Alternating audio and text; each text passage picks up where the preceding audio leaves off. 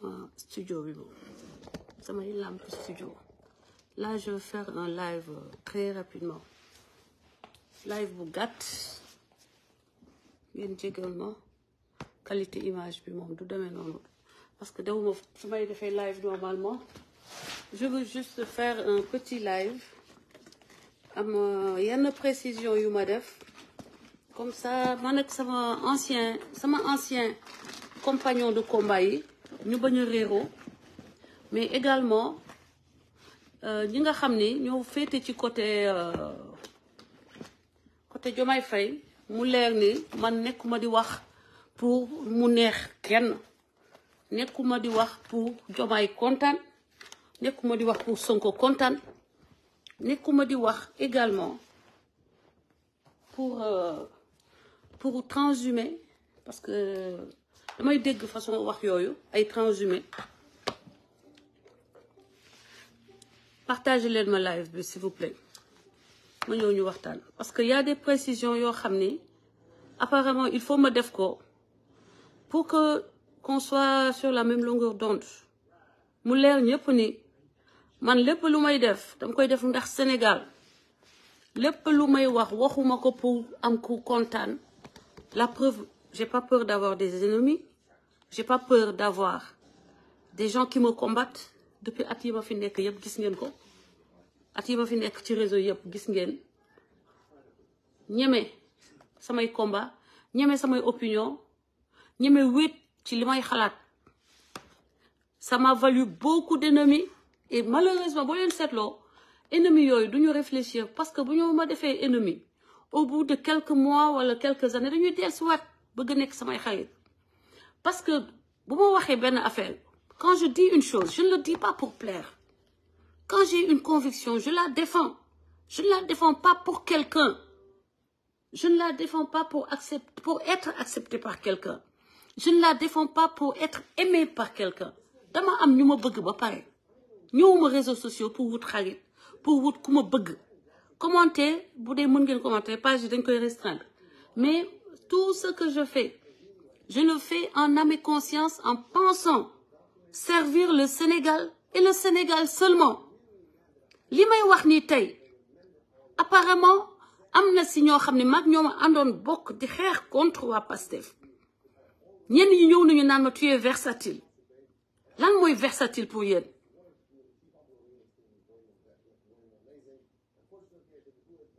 lan mooy versatile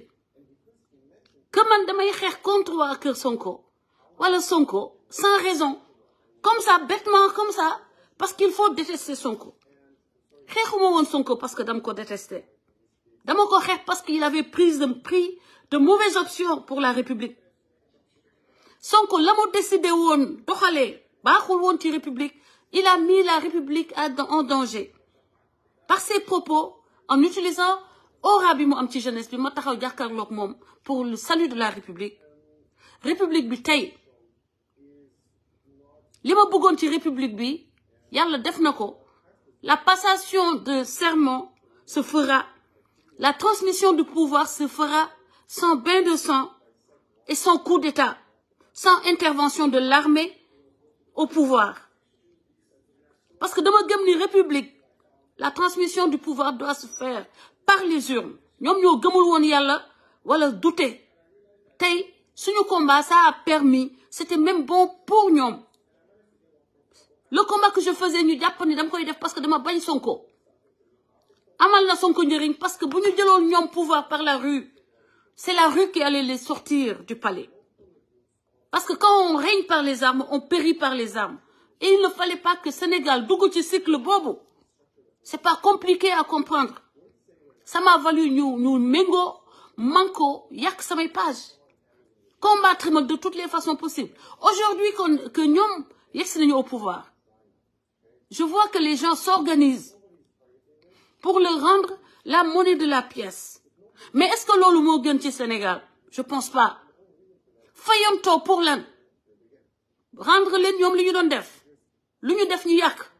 def nekk ay terrorisme ñun ñi doon xeex pour la légalité si vous voulez le faire je suis d'accord mais ne m'obligez pas à avoir la même vision que vous parce que c'est pas moi man lépp lu may def pour dimbali la dimbali doomu aadama dimbali sama réew dama leen xeex ba ñu juumee léegi dama jàpp ni que ñu ngi yegg si au pouvoir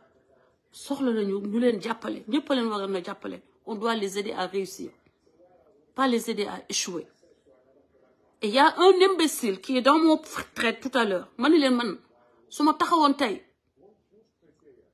di leen xeex ça leur sera fatal parce que je sais comment me battre je sais organiser les combats dama ci yàgg du question xam-xam dama ko mën su ma taxawoon tey jàkkaarloog waa man je serai plus redoutable que parti politique bu jàkkaarloog ñoom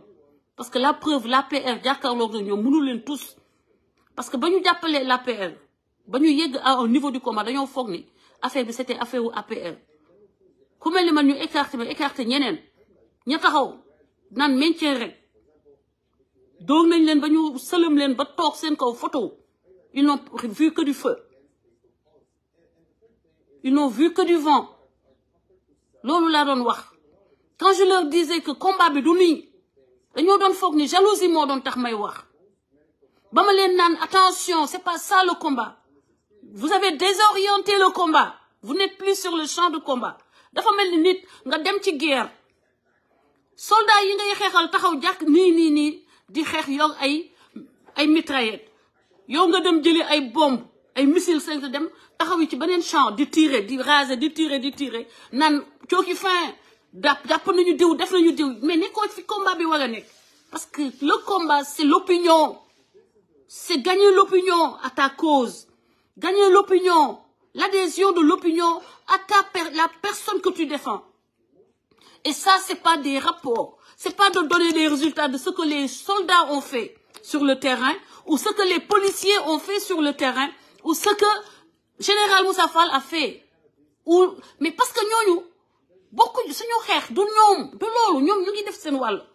mais la bataille de l'opinion, c'est autre chose, c'est différent. Et quand je le disais, les gens pensaient que je le disais pour moi-même. Et en tant que réflexe politicien, nous sommes japonais.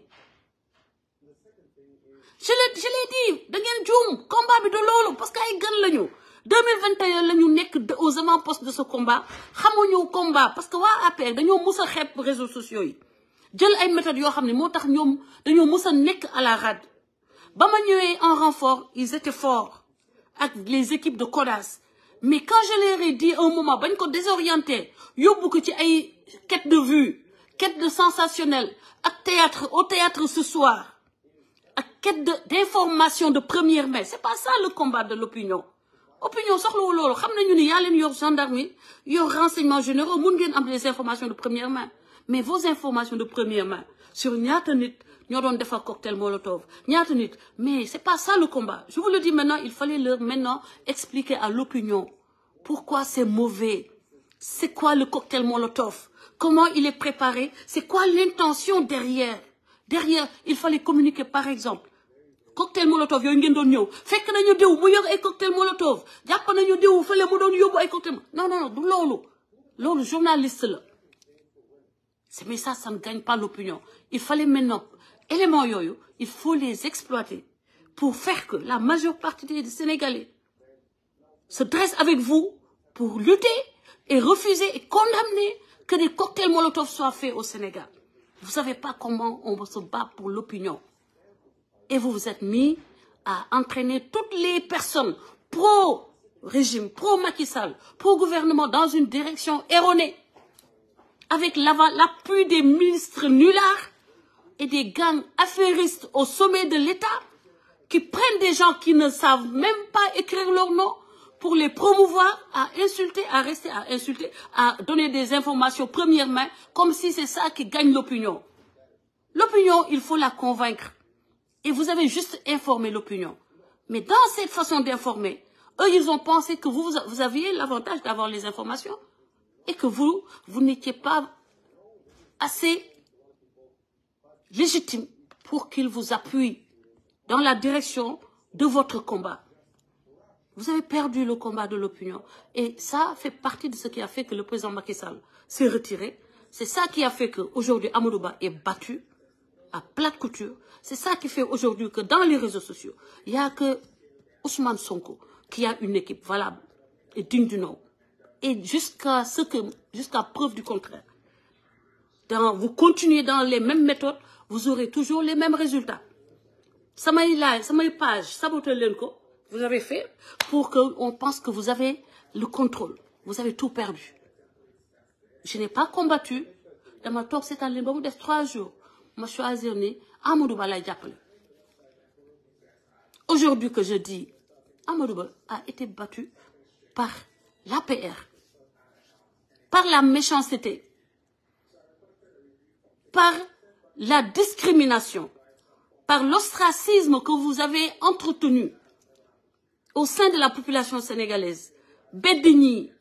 Ignane, Soho, Woneni, Holal, ay yëfu soxor diko suxat nit ñi seeni xol di tàng ba ñu jël mere président Macky Sall. Merci ma sœur Amina. Parce que affaire aux réseaux sociaux, cerveau-le d'abord. C'est pas donner des faits comme ça. Hey, oui, général Moussa Fall def na li. Hey, les policiers ont fait ça. On les a attrapés ici. Non, mais ça sert à quoi? C'est l'intelligence de pouvoir décrypter et d'utiliser l'information pour amener le maximum de personnes à adhérer à la cause qui est la vôtre, à ce que vous combattez. Vous n'êtes pas capable de le faire parce que vous n'avez pas cette influence. Et vous gâtez mes pages pour m'éviter de parler. Je me suis tue, je vous ai laissé. C'est une défaite bu metti bi. Na ngeen fexé motax ba ngeen jog. Salam alaikum ne da ngeen taxaw, da ngeen di rendre la main, da ngeen di taxaw. Gatsa. Non. Sénégal soxlawul léegi yéen ngeen di def li waa Kër Sonko doon def. Sénégal lu mu soxla mooy ñu ànd jàppale le président à réussir ba mu def nag des erreurs bu defee nag des erreurs yoo xam ne da koo def te moo ko tey man c'est comme ça que je conçois mes combats. Macky Sall ba mu yegsee dama ko jàppale ba mu def ay erreurs yoo xam ne daf ma leen ni moo ko tey. te la ma doon wax Macky Sall yëpp gis na ko Ousmane Sonko ba ma ko jàppalee ba mu def des erreurs yoo xam ne dama jàpp ni moom moo ko tey moom Ousmane Sonko maa njëkk jël photom def ko photo profil maa njëkk jël Ousmane Sonko ànd ak Alioune Gueye mi dëkk fii Ohio xaw ma ndax mu ngi fi ba léegi di ko wutal xaalis di ko liveal man maay ki njëkk taal live di défendre Ousmane Sonko defuma ko woon parce que militant la moi comme ni ma leen di défendre tey défendre ma leen parce que dama bëgg a nekk seen militant wala ndax dama bëgg am dara dama koy def pour Sénégal. Aider Diomaye à réussir, aidez-le à prendre de l'assurance. S'il a été inspecteur des impôts, c'est qu'il en est capable. Si Dieu l'a choisi, c'est qu'il en est capable. Donnez-lui une chance de prouver qu'il en est capable. Mais salam alaikum ki jëlugul prêter au serment ngeen taxaw commencer di ko déstabiliser. Moi je ne suis pas d'accord, je ne le ferai pas. Comment neex nga def ko duma jàpp kenn duma tere kenn woowuma kenn ci samay xarit ak samay frères yi ma gis ngeen di def, mais ne m'obligez pas à faire la même chose duma ko def parce que Sénégal moo ma intéressé, que Sénégal dox moo ma intéressé. bañu koy ñoom bañu nekkee di def loo xam ne arrangé wul Sénégal dama taxaw jàkkaarloog ñoom. mais lan la Diomaye def nii ba tax ba moo nga jàkkaarloog moom? parce que dama leen di jàppal li ñu ma def man. dama leen xeex mais xeex naa ak ñoom xam nañu li ma mën, xam nañu li ma mën man ci bataille d'opinion ak li mu man su ma duggee ci combat li mu may jégal ce que je suis capable de faire. Mais je ne vais pas suivre des gens dans le fait qu'on doit tout de suite. Mais il n'est pas né président. On ne naît pas président. On apprend à revêtir les habits de président. Diomaye judduwul nekk président. xamul woon ni sax dina nekk président. Sóoraalewul ko dina nekk président. may leen ko temps mu sol les habits de président. jàng taxawaayu président. jëmmal président. Après bu demee ba 1 an ba au moins 100 jours. Oui, donnez-lui 100 jours de grâce. man Macky Sall dama ànd ak moom ba ma gis ni que kii kon lii muy def ni kii moom li ma ko waxoon ñi ma woo jëli pas yi ancien pas yi nekk ci système bi xam ni ñoom c'est des pupilles de la nation. Les pupilles de la nation yi mu dem jëli Macky Sall président Macky Sall ba mu faloo dama ko ne soxlawoo kenn ci ancienne oligarchie bi nga xam ni ñoom Sénégalais yi dañ leen dàq indi la yow xale bu ndaw pour wax la ni que dañoo bëgg rupture. boo leen téye fa ñu jaarale say morom lañ lay jaarale ñoom seen rang lu ñuy lekk la ñu soxla man li ma métti mooy doomu xaraam yi ay Pël Fuuta ay Pël Fuuta ay Pël Fuuta ak ay sant yu bizarre ay sant Kanté koroy xoma lan ñooy ñëw rek ne nit ñi duñu juboo nee nañu nit ñi kenn du juboo ndeysaan nee nañu kenn du nekk ci jàmm dañuy continuer di lekkante man duma lekkante duma defante la ma woon a defante naa ko ba won ñama doon xoxatal ni man du ku ñuy xoxatal amul ku mu ci ëpp fit ndax ba may jël man sama billet d'avion di wàcc ci terrain bi kenn ñemewul wax donc ragaluma Diomaye ragaluma Sonko ragaluma waa ñi ànd ak Diomaye ak Sonko ndax ba ñu xoxatalee sénégalais yi ba ministre yi dugg seeni rolunal boobu gisu leen fag ba génn di wax boobu amul kenn ku génnoon di wax Mame Mbaye Niang sax maa ko njëkk taxaw te moo leen ëpp fit ñoom ñëpp Mame Mbaye Niang maa ko njëkk taxaw sur le terrain dëggal sama bopp mais donc c'est pour vous rappeler que ragaluma Sonko ragaluma Diomaye ragaluma kuy ànd ak ñoom mais dama dul xeex Diomaye salaamaaleykum ma commencé ko xeex may leen ko mu taxaw Sénégal laa féete man féetewuma benn camp awma carte électorale benn camp amul kenn ci politicien ku may jox man lu may lekk wala lu may solo wala lu may toppatoo sama kër wala lu may lijjantee samay waajur samay mbokk j'ai jamais vécu de la politique te ñaanuma yàlla politique dundal ma ba ma tax ba dootuma wax li ma xalaat wala li nga xam ne mooy li ma war a wax ci Sénégal yàlla bu ma ko am bu fekkee ne damay wax ci Sénégal ndax lu may def sama biir man wala lu may dundee yàlla bu ma yàlla may fu may jëlee loolu parce que dama bëgg toute ma vie may wax pour Sénégal kese toute ma vie may wax li nga xam ne mooy dëgg kese parce que xaw ma ban quand c'est l'heure ou le temps que Dieu va me prendre may dem di layoo samay borom parce que dama doon fen dama ne Diomaye il n'est pas né président waa kër Diomaye ba ñuy yegg si pouvoir def nañu ay ñaawteef yu ma taxaw xeex ko ànd ak samay mbokk yoo xam ne samay xarit ak ñoo xam ne dama taseeg ñoom ci réseaux sociaux yi ñun ñëpp ñu gëm Sénégal ñu ànd xeex leen yegg si nañu ci élection on voulait qu'il y ait des élections et non un coup d'état on a gagné ce combat maintenant yàlla def na ceux qui défendaient le président Macky Sall l'ont mal défendu ceux qui Amadou Ba étaient mal entourés amul équipe communication Amadou Ba était seul mani ma koy répéter Madiambal Diagne ak tous les journalistes avec lui mënuñu bataille de l'opinion parce que dañ leen encastré ba pare dañ leen am image bu ñu leen technique ils ne sont pas fiables ils ne sont pas crédibles c'est comme si Pape Alé Niang parle de Sonko ñu mel man lu Pape Alé Niang wax dañuy ne il n'est pas fiable waxul dëgg c'est pareil pour Madiambal Diagne et tous ces journalistes là qui ont entouré Macky Sall et qui sont tous allés du côté de Amadou Ba mënu leen wax nit lu mu gëm parce que dañoo jàpp ni vous êtes guidés que par les intérêts vous êtes des affairistes que muy dëgg que muy fen loolu c'est ça l'opinion alors si je l'ai dit dans un live wax naa Amadou Ba fa ñu jaarale say morom lañ lay jaarale pour vous dire que maa gëm Sénégal Diomaye demandez à Maria Seck à des gens avant les élections j'ai pensé pendant longtemps soutenir Diomaye xam nga lu tax dew ma soutenir ko parce que dof yi ànd ak moom dañuy foog ni damaa bëgg lu ma am te amul lu may wër Sénégal mais au fond de mon cœur c'est Diomaye que je veux président pour mu changer ma génneel ma toute cette racaille ces vieux ces paresseux toute cette racaille qui vit au détriment du contribuable sénégalais depuis ñoo xam ne ba ñu juddoo ba léegi ay pupilles de la nation lañu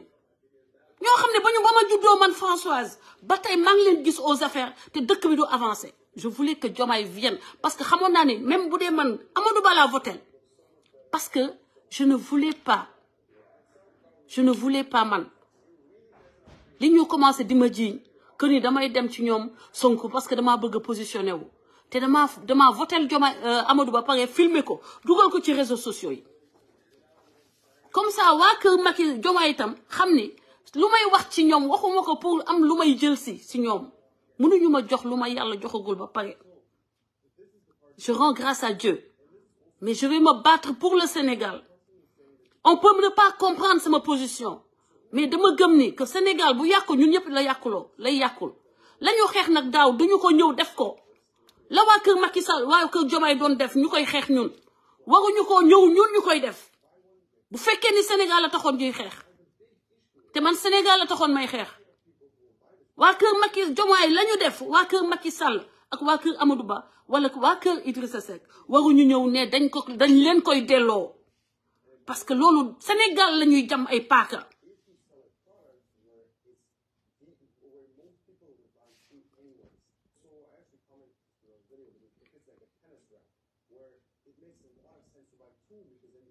man su ma bëggoon transhumer comme vous le dites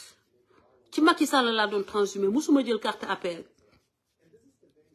su ma bëggoon transhumer du ay guñaafiye yu tekkiwul bu leen tax ma saaga waay dara ay walankaana yu tekkiwul dara amuñu lu ñuy lekk ñoo may mën a influencer man ci samay position mais dama ne lii yi nga xam ne waa kër Sonko moom la ñu doon def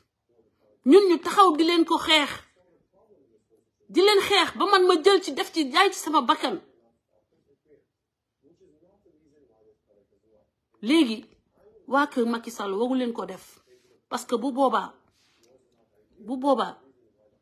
da ngeen di reproduire exactement la ngeen doon xeex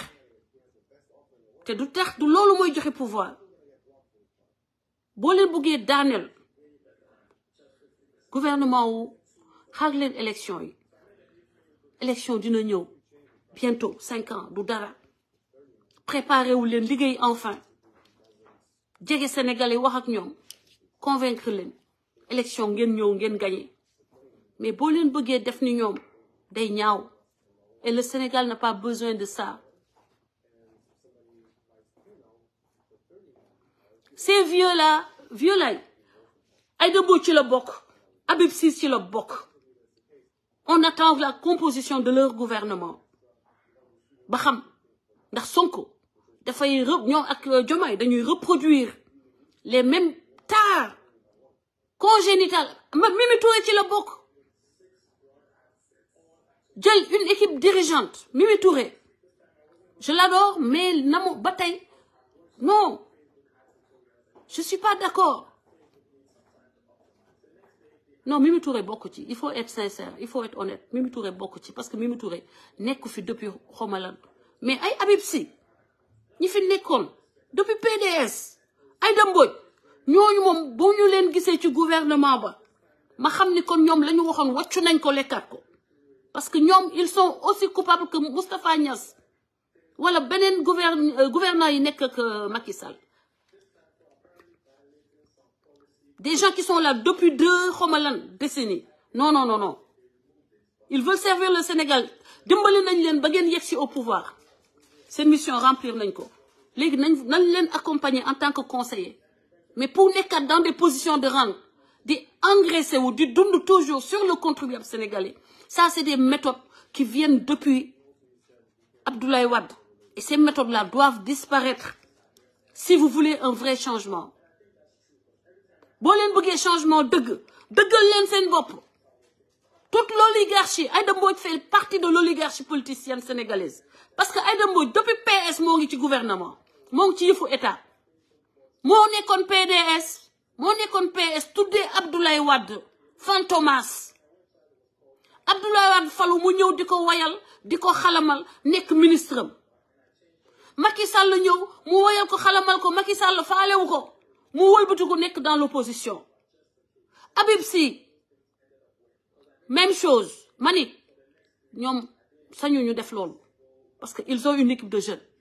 xam nañu ni Sénégal fees na dell ay jeunes yu am talent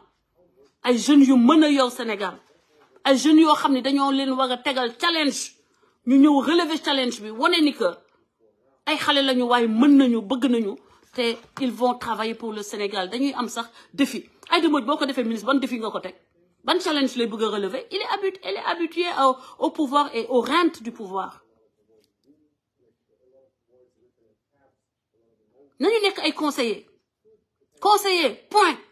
mais jox leen seen xale yooyu noonu xeex ak yéen ak sénégalais yi nekk foofu noonu am compétence yi donnez-leur les postes ñu liggéey ak yéen te dañuy am envie de battre des résultats de battre des challenges de relever des challenges. mais lii nga xam ne mooy système bu salté bu nauséabond bu dégueulasse bi nga xam ne dangay ñëw falu dem toute la racaille bi nga xam ne ñëw na xam ne yow yaa yor le vent en poupe nga ñëwaat tegaat leen ñu lekk ñoom dañ lay yàkkal. la ma waxoon Macky Sall 2012 maa ngi nii di leen ko waxaat tey daanaka askan wi ngeen liggéey dong lañu soxla xool leen Macky Sall ba mu liggéeyee ñaata nit a ko ñëw fekk si y compris moi. Au-delà de cela donc pour mu leer pour samay xarit Seynabou Seck maa ngi lay ziar sama sœur boobu man amul ku ma mën a jënd ñay jëndaate jënduñu ma juutaluñu ma ñay juutalaate juutaluñu ma ñay jënd jënduñu ma moo tax ma toog fii sama kër Californie sant yàlla di dundee yàlla kese lu ma mën ci Sénégal ma jàppale ci képp koo xam ne yaa nekk di liggéey li gën ci Sénégal ma jàppale la ak samay moyen bopp parce que boo ma doon dimbali sax man damaa xër su may def ci dara damay bëgg mu parfait capable naa ci lu ne donc Diomaye waxuma ak moom wutuma transhumé jamais ma bokk Pastef parce que la ma Pastef def ba poussé ma taxaw ci saaganteeg ñoom duma ko baal doomu aadama mais sama bopp Sénégal moo ma gënal man samay sentiments samay frustration personnelle. Aidons-les à réussir et non à échouer. Travaillons à les faire réussir. Diomaye problème mu self-confidence la am dafa manquer de confiance en lui actuellement parce que tâche bi moo ko ëpp doole affaire bi da ko ëpp loxo mais encourageons-le. Je vous ai mis la photo de Abdou Diouf pas pour dire que Abdou Diouf égale Diomaye encore une fois malheureusement pas réseau yi booy wax nit ñi dafa mel ni seeni cerveau dañu leen koy bloquer wala dafa am lu ñu dóor ci seen bopp yi ba duñu mën a respirer. Laissez vos cerveaux respirer. Si je mets Abdou Diouf ak Diomaye c'est pas parce que Abdou Diouf ak Diomaye benn lañu c'est pour dire que xool leen Abdou Diouf ba muy prêter serment na mu timidé woon ak na mu xawoon a yambaree mais xool leen Abdou Diouf après ba mu mujjee nekk l'un des leaders africains les plus en vue mais pourtant au début il était tellement timide man maa ngi fàttaliku ba ma nekkee xale xam nga ñun dañoo ay mag lañu quand on lui reprochait du gaspillage ba muy ne pourtant moi je climatise moins pour te dire que man damaa juddu sama yaay dafa intéressé wu doon déglu information Abdou Diouf di tontu ay détracteurs am naan leen pourtant je climatise moins timide ba bëgg a dee nu mu mujjee un leader international parce que il a pris le temps de construire sa carapace. Diomaye va construire sa carapace mais ça il lui faut du temps. Il n'est pas né costaud. Il peut régler ça avec des protéines et un entraînement adéquat. Et je pense que ñi ko accompagner dinañ ko conseiller qu'il fasse du sport, qu'il muscle sa ceinture dorsale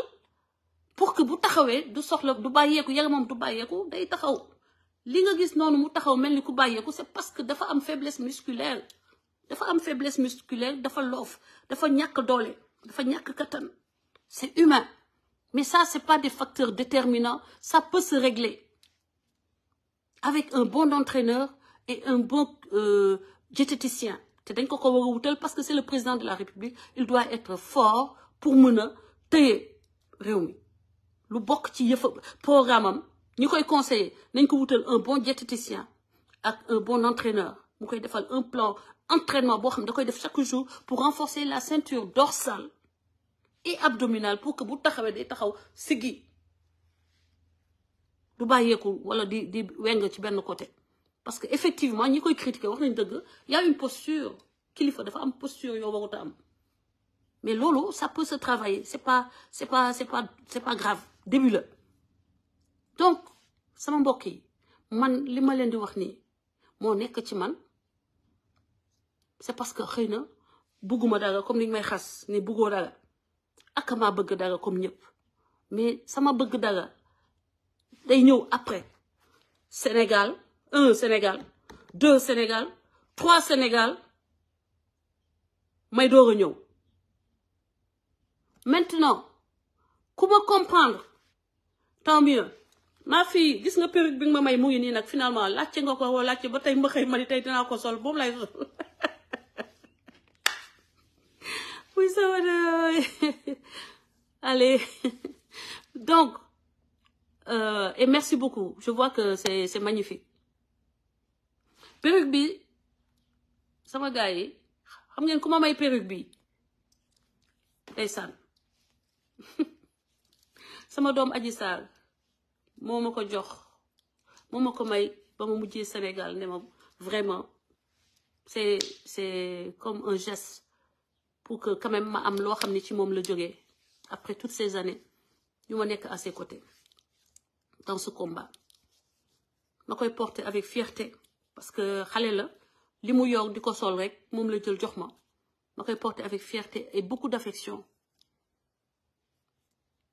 ku xamul Adji Sarr am na xale la et y a beaucoup de choses yoo xam ne xëy na dinaa ci mus a wax ngeen xam la vraie personne remplie de générosité très généreuse et très humaine dinaa ñëwaat ci question ni ndax Adji Sarr dafa war a génn dëkk bi Adji Sarr bu Sonko yéegee Sonko a la responsabilité de la protéger ak Diomaye plus que même ñi fi nekkoon parce que lu ko laal dañuy ne moom la lu xoos Adji Sarr dañuy ne Sonko la lu fi mu ne Sonko moom bu aji si buuroo sax bu yeboon na daw yónnee ko équipe médicale complète parce que maintenant sa vie est entre les mains de Ousmane Sonko moo ma gën a xam li ma koy wax donc ñiy wax ne waaye yow ak Adji Sarr man je suis am na ku ma ko benn mbaam bu fi doon wax sànq man je suis citoyenne américaine na nga dem nga xool ban réew la ñu jël américaine rek di ko toogaxal ci Mali foro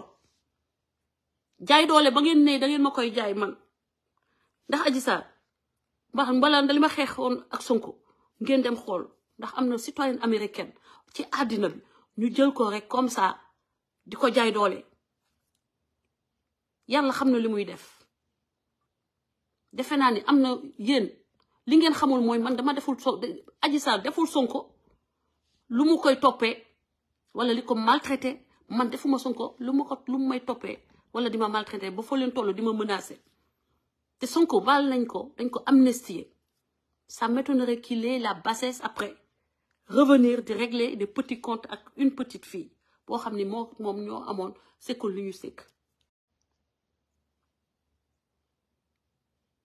maintenant loolu wax naa donc sama position ñi bëgg a taxaw léegi di xeex Diomaye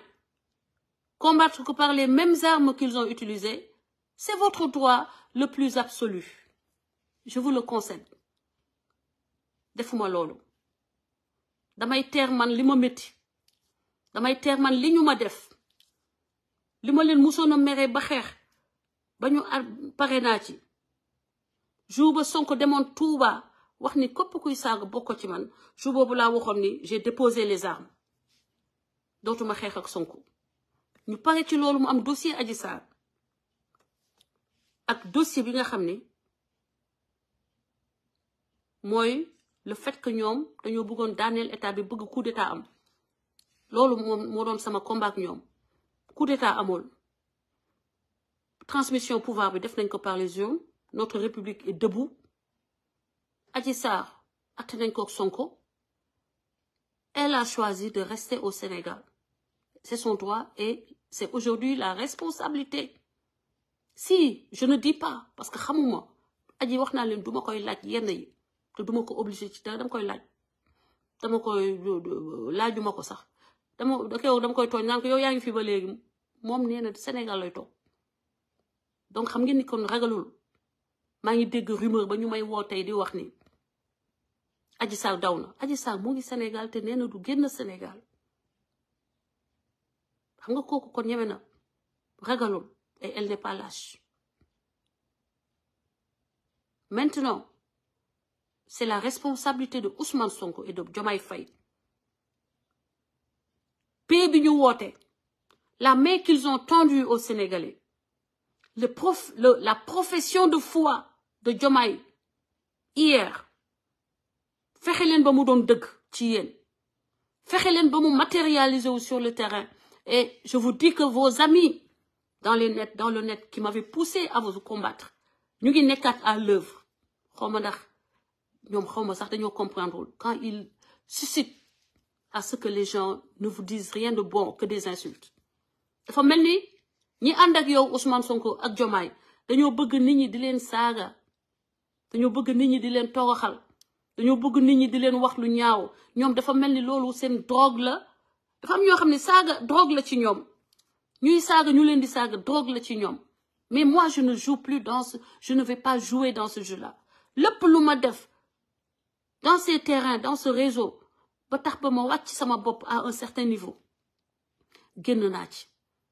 Parce que sacrifice yooyu ma defoon, c'était pour le Sénégal. C'était pour qu'il y ait une transmission par les urnes. Il y a eu transmission par les urnes.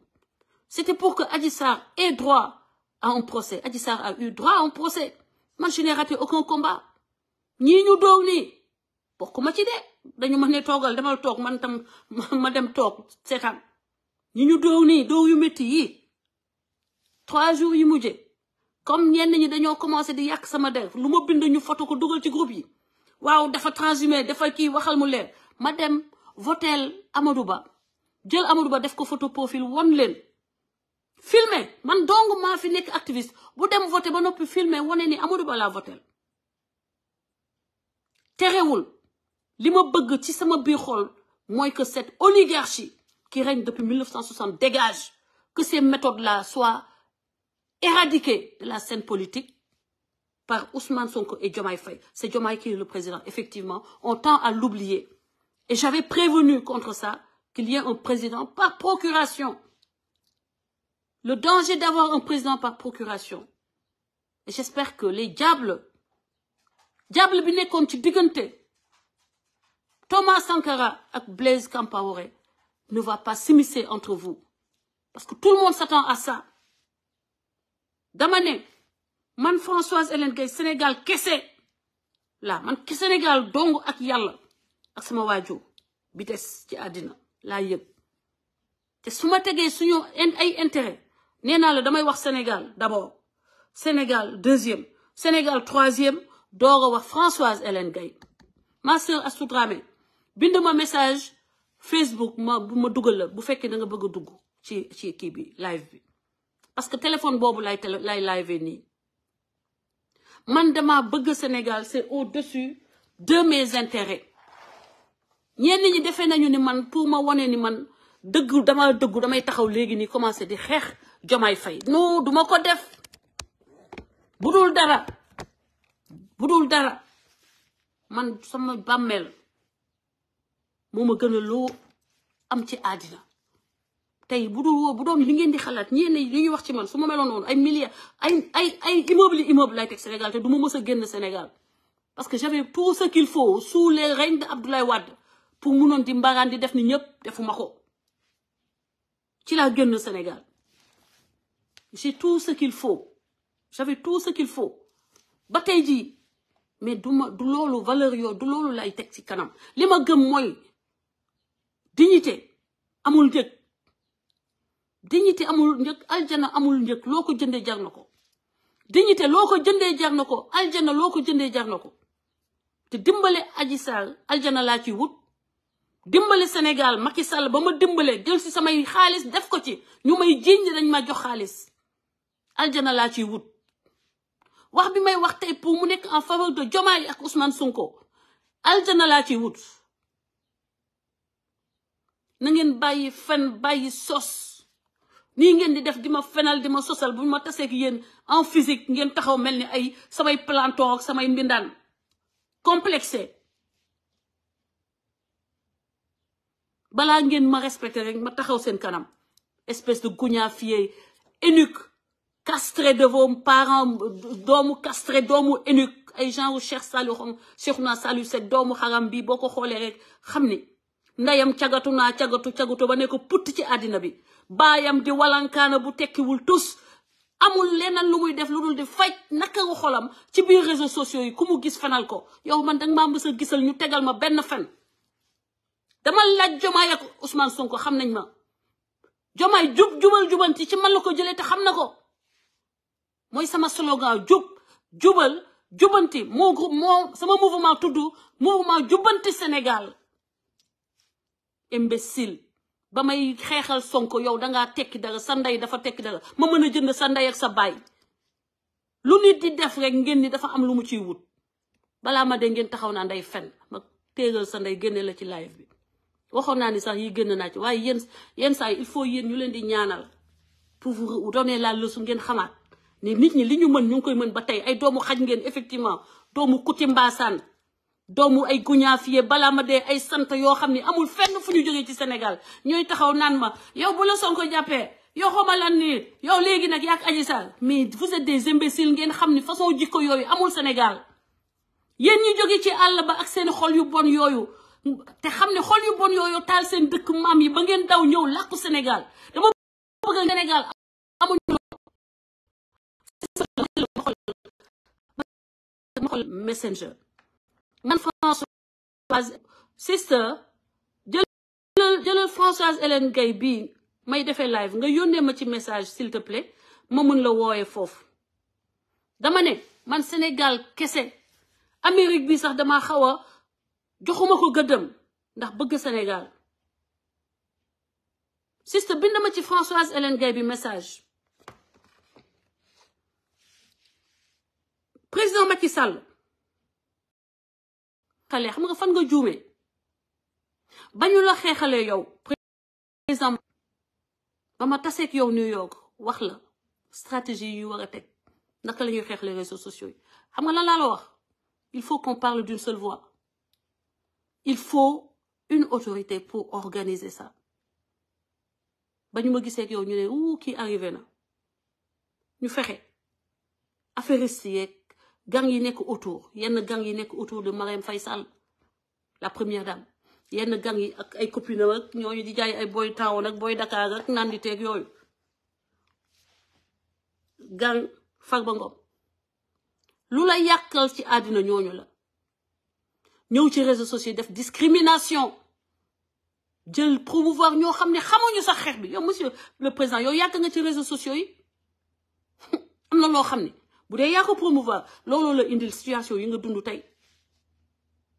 parce que say nit looloo am li may wax dama koy wax mu yow nit ñi mel parce que nit ñi am na loo xam ne nangoowuñu ci wàcc benn instant moo tax jànguñu naka la ñuy xeexee ak waa kër Ousmane Sonko waa kër Ousmane Sonko ci samay groupe la ñu juddoo Diomaye ak Sonko lu ñu am tey samay groupe lañ ko jëlee ba may xeexal ba ma créer groupe WhatsApp comme moyen de combat pour le combat pour Assane Diouf après ñoom dañoo infiltrer groupe yi jël seeni nit et pourquoi pas donc man alternance bi dama ci am wàll parce que fondation yi maa ko suuxat man ak Assane Diouf mais ñi doog a ñëw nag xam ne dañoo ñëw fekk ba may xeex ak Sonko xamuñu l'histoire de ce combat l'histoire de cette révolution qui a porté ses fruits aujourd'hui fekk ma nekk dans le camp de Macky Sall par réaction aux méthodes que je n'approuvais pas mais lii ñu def tey nee naa dama ko rêvé ils l'ont réussi dama ko rêvé xeex ko au début par la suite défendre ma dignité m'a poussé à me mettre face à eux et défendre le Sénégal m'a poussé à me mettre face à eux j'ai obtenu gain de cause parce que la passation de service c'est fait dans les règles de la République coup d'état amu fi te tey jii ku taxaw bëgg leen daaneel pour coup d'état ma taxaw jàkkaarloog yow bu dee am naa énergie bi parce que amatuma sax énergie bi Didi Djemé mon frère Malaysia mais je vous appelle à la raison parce que yéen ay républicain ngeen Didi Sénégal ngeen bëgg moo tax ngeen xeex contre Ousmane Sonko bañu leen Ousmane Sonko Seynabou Seck mi bañul Ousmane Sonko amul xolu iñaan ci moom yow Didi yow xol bu rafet nga yow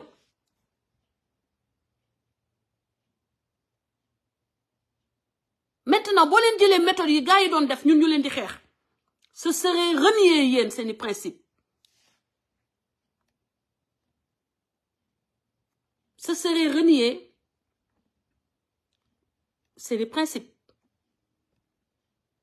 te xanaa doo leen renier seeni principe ndax bëgg defante soyez fidèles à vos principes la république seulement Sénégal kese Diomaye may leen ko 100 jours de grâce may leen ko le temps mu réaliser que moom mooy président le temps mu réaliser que président dafa laaj beneen taxawaay bu bokkul ak bi mu doon taxawee devant les caméras devant le monde laissez le temps que mu organiser wu qu'il se mette dans les peaux de président avec l'aide de son entourage dans la peau d'un président on ne n'est pas président bu leen fayantu parce que ñoom la ñu def boo leen ko defee ça va être fatal à cette alternance là te dañuy continuer dans le cycle de haine et de division te bëgg nañu ñu bay ñu génn ci haine bii ñu génn ci yu ñaaw yi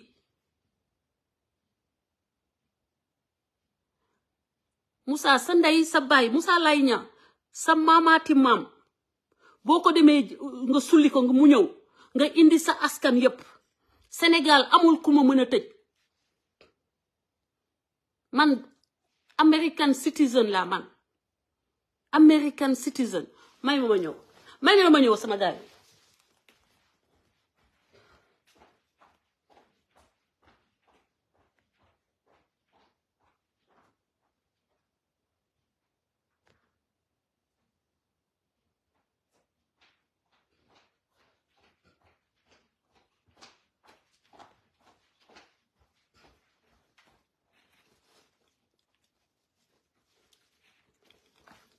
Moussa lay ñëw ba sa ndey di taxaw di cagatu man dama jàngi wuti xam-xam wuti nu may tekkee gis nga passeport bi ku ma mën a jaay doole Sénégal ba tëj ma di nga ko diggaaleeg Amérique parce que Amérique du dëkk buy toog di seetaan doomam ñu koy def walankaana di ko jaay doole man duma yéen sa ndey ba muy cagatu yow au lieu mu dem wutali la yow passeport américain wala wutul le passeport américain man dama am passeport américain samay doom juddoo Amérique di ay citoyen américain sama jëkkër di kilifa américain bu weex tàll donc seen ndey bu ñu tëddee di nelaw bu leen defe ni ndeyu ñëpp a ànd ak moom di nelaw man dama tekki démb fekk Macky Sall ñëwagul ba may tabax samay kër ba may jënd samay terrain yor naa lu ma 3 terrain wala 4 terrain Sénégal yoo xam ni ba ma koy am Macky Sall nekkagul président Sendou maa ngi fa am ay terrain Macky Sall nekkagul président à 5 minutes de la mer donc sa ndey booy walankaana bàyyi leen ni seeni ndey nekk ay walankaana jóg leen di leen seetaan ngeen di walankaana koo leen gis muy wax ngeen foog ni walankaana la ma ni Sénégal ku ma mën a jaay doole ba tëj ma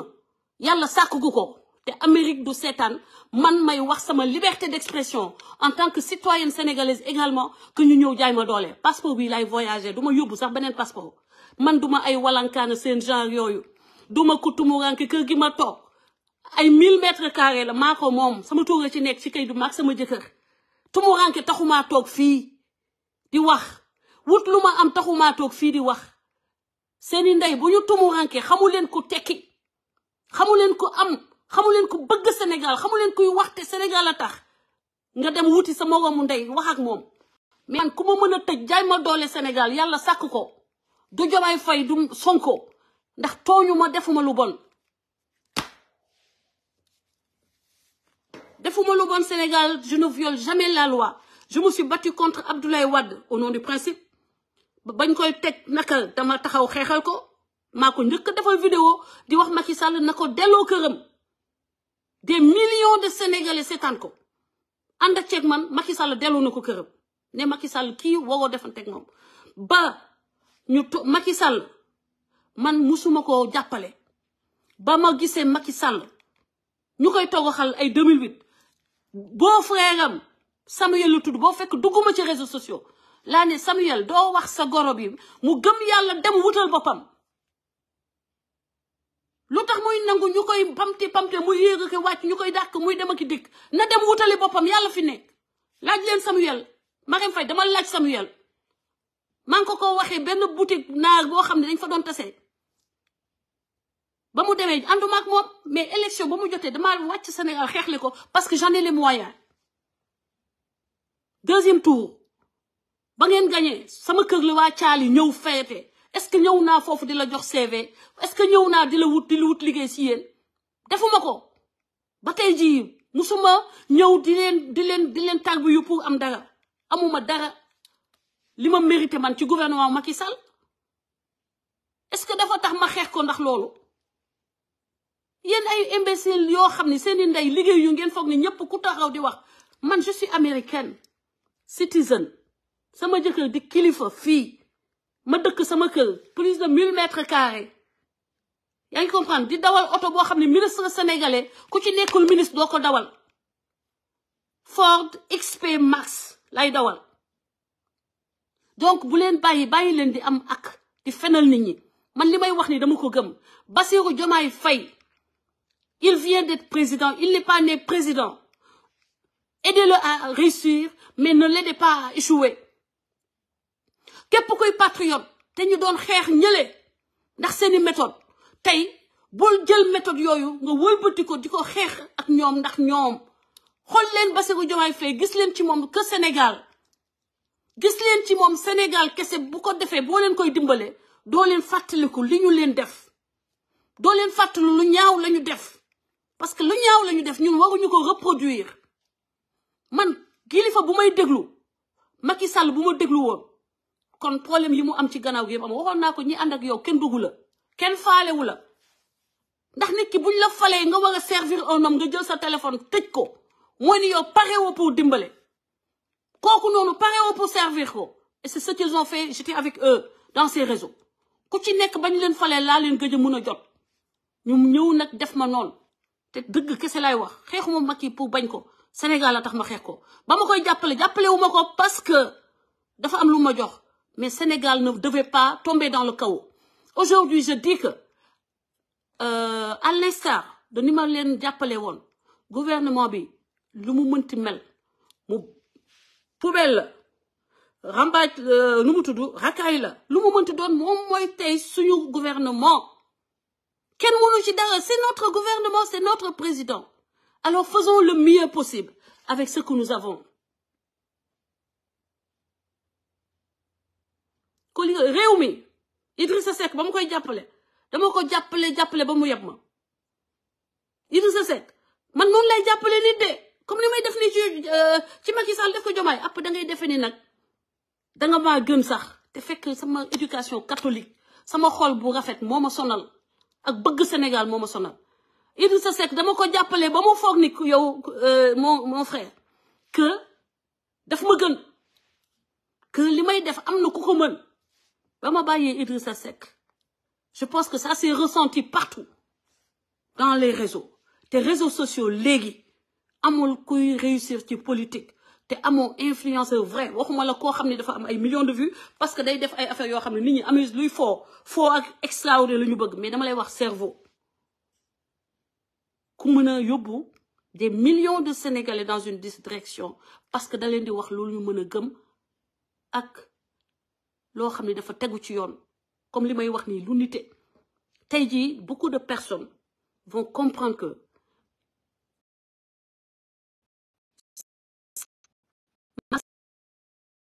beneen numéro téléphone mënuma ko joxe sama numéro privé bi nga ma waroon a woo beaucoup de gens aujourd'hui et quand j'en parlerai sauront que seen ndam dafa nekk ci ndamu Bassirou Diomaye Faye dans 5 ans il y aura des élections c'est là que vous leen neexee après mais donnez-lui un moment de grâce moom ci boppam mu réaliser que la République il peut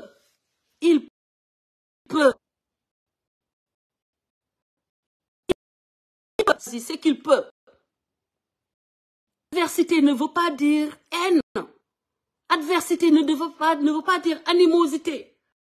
Chopette, ma sœur, maa ngi lay ziar bu baax la fidèle.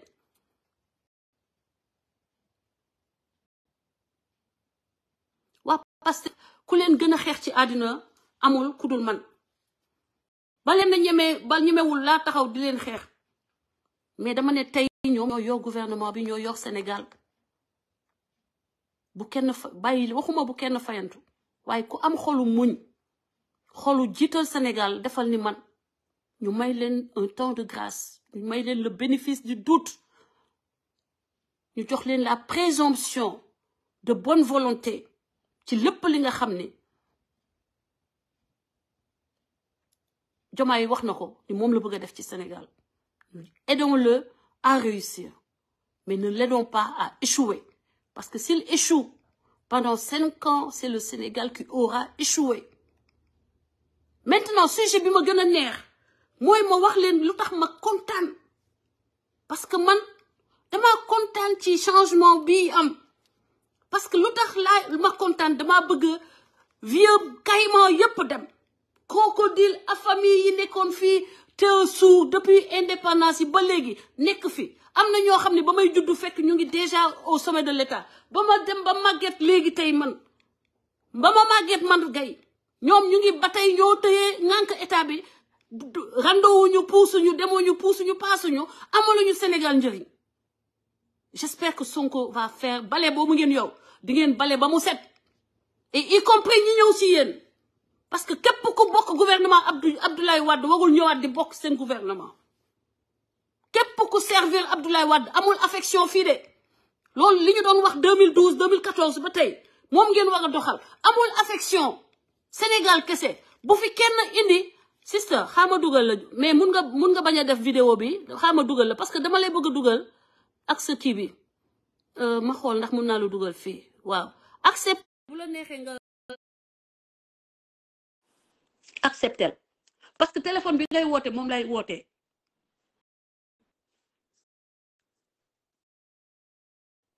problème mu Adji Sarr Ousmane Sonko boo leen ko bëggee régler